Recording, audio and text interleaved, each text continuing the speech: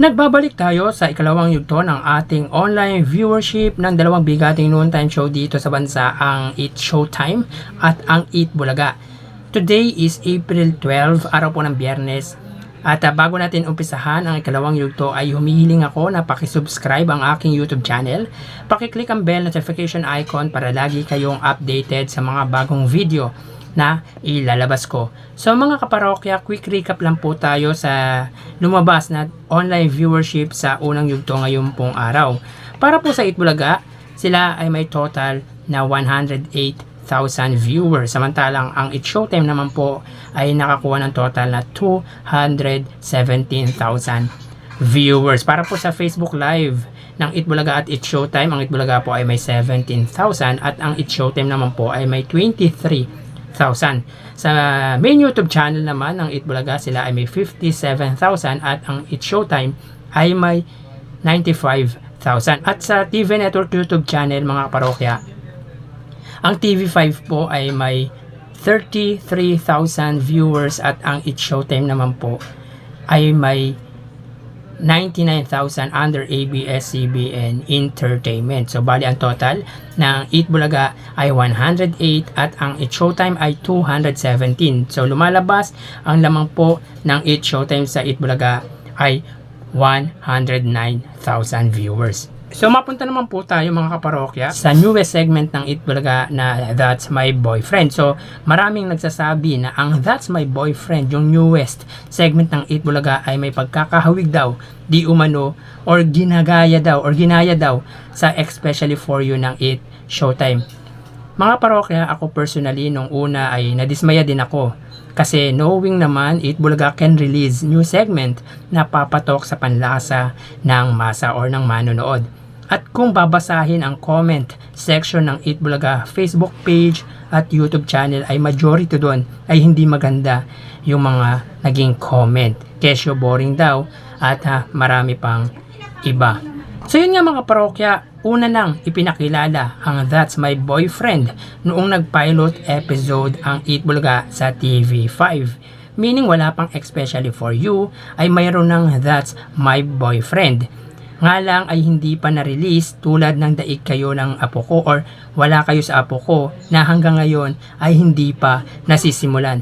Sadyang pumatok lang talaga sa manonood ang Especially For You kung saan talaga namang kapano-panood naman talaga siya dahil marami ding aral pagdating sa usaping puso at usaping sa buhay. Kaya talaga masasabi natin na may pagkakahawig sa Especially For You ang That's My Boyfriend.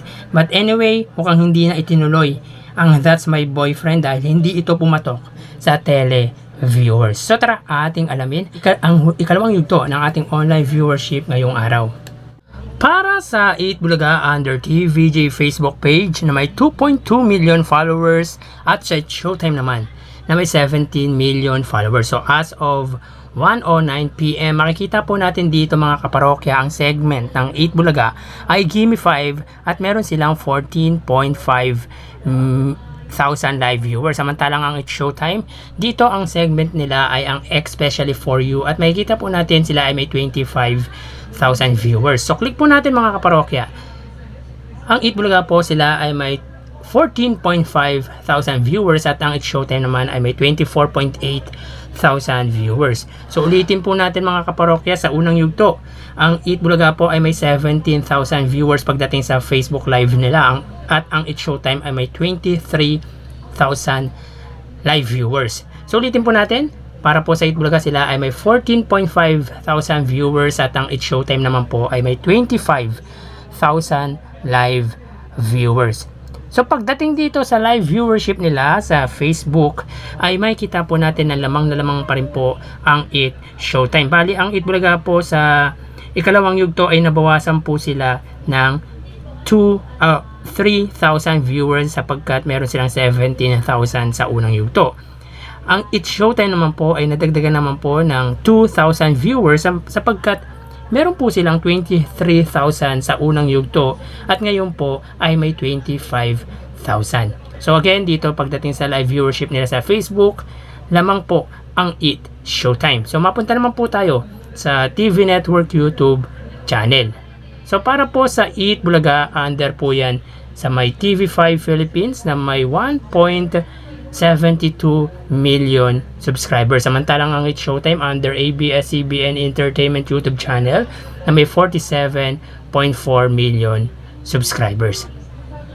So as of 1:11 mga kaparokya, ulitin ko po, ang Eat Bulaga po sa unang yugto ay may 34,000 live viewers at ang It's Showtime ay may 99,000 live viewers. So makikita nyo po sa description yung link ng unang yugto natin para mapanood nyo po ang ginawa nating live viewership sa unang yugto. So para po sa Eat Bulaga, sila po ay may 44,000 live viewers. Ang It's Showtime naman under ABS-CBN ay may 110,000 live viewers. So ulitin po natin, as of 1:12 PM, ang Eat Bulaga under TV5 ay may 44,000 live viewers. Ang It's Showtime naman po ay may 111,000 live viewers. So pagdating naman dito sa live viewership nila sa kanilang TV Network YouTube channel ay ang ABS-CBN po ang wagi against TV5. Bali, ang lamang po ng ABS-CBN sa Eat Bulaga ay 67,000 viewers. So mapunta naman po tayo sa main YouTube channel ng dalawang bigating noontime show.